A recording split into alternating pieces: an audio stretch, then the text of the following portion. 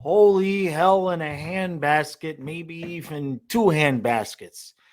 Now, as a Panther fan, I want to come on and immediately say I am not celebrating the fact that Andre Vasilevskiy just had back surgery. He's going to be out 8 to 10 weeks. In fact, if you scroll through this channel over the years, I have, even as a Panther fan, I wouldn't say I've begged the Lightning, but I have poked and prodded and hoped that eventually at some point get the man a decent backup. You're wearing him into the ground. It was obvious. Yes, he's superhuman, but eventually even superhuman breaks down. Just ask Bo Jackson. You see what I'm saying? So now, and this is why I don't do my season previews until right before the season's getting ready to kick off. Because now everybody's Atlantic Division preview just right there. Swish it in the bucket.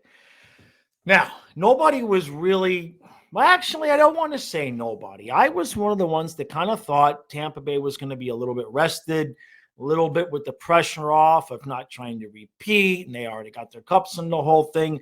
I thought Tampa was looking to maybe start fast. We'll throw that away. And now Buffalo and Florida have to be foaming at the mouth, even though you don't want to see anybody get hurt. It's not like the Panthers, we got some injury bugs as well, right? But now, 10 weeks without Vasilevskiy, I think I just read the only guy on the roster. You're talking Jonas Johansson type. So Tampa's going to have to do something because they are not going to survive 10 weeks of Jonas Johansson style of goaltending. They're just not. I don't know what they're going to do. They might have some assets that they'd be willing to move on from.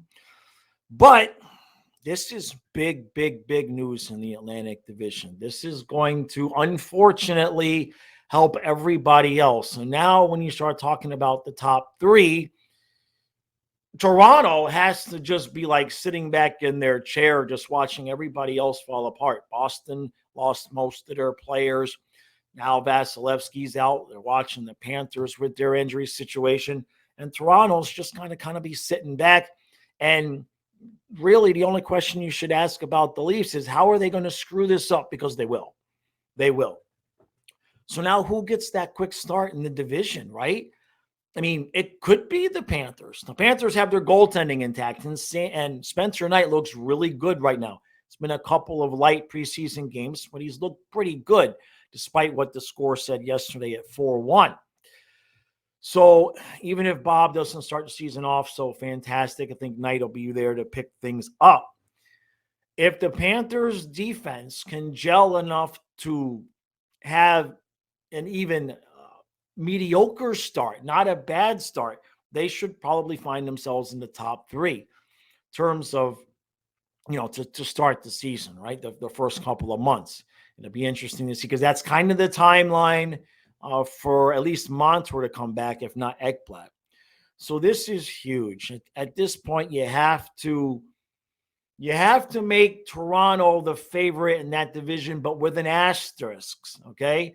If the Panthers can hold it together that first couple of months, they might be able to be in good shape. Boston, we don't know. And then there's Buffalo. And, Buffalo has kind of been a little bit under the radar. People know they're good, right?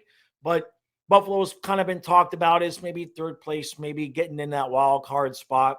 But now they've got to kind of be Jones. And because, look, it's Tampa without Vasilevskiy. They already were having some problems with the guys that they lost because of salary cap. But 2.5 months without Vasilevskiy, I don't necessarily think it's going to be a death sentence for them in terms of missing the playoffs, but they could find themselves in the position that the Panthers were last year, 10 points, 12 points out in January, and really needing to gear up to make the playoffs. This changes their season entirely because I did hear some comments. I know Stamkos said we're rested, we're in a better physical condition right now, position. So I know that they had high hopes going into this season of possibly getting back. This changes everything. And I want to reiterate, I am not happy about this. I want to beat the best teams with their best players. And I've been saying it for years. Get Vasilevskiy a backup. I wonder if they'll do it now. I wonder now if they'll just bite the bullet, all right, and make some sort of a deal, okay, for a real NHL quality goalie, right? I could crack the joke and say, Stolars and Denisenko for Sergachev, but that's not really. It's a joke, people, okay? Right? I would never give up Denisenko for Sergachev. All right, so look, this is why I don't do it. This is why I don't do. Everybody does their season preview so early. I wait mine to the game the day before, the day, a couple days before, because this is the kind of stuff that happens, right? Holy hell in a handbasket. They're going to have a tough time now making the playoffs, not because they're bad, but they have relied on goaltending. This would kind of be like this. No, this is worse than the Dolphins losing Tua. I don't want to make that analogy. They have relied on Vasilevskiy to be a brick wall.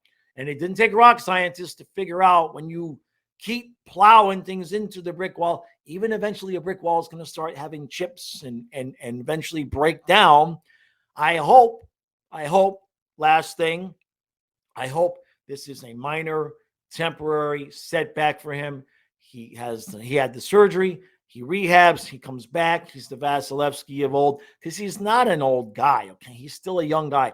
I would hate to see a guy's career cut short because of overuse. On the flip side, he's got 2 cups, so nobody's feeling bad for Tampa right now. All right, that's it. Short and sweet. This changes everything.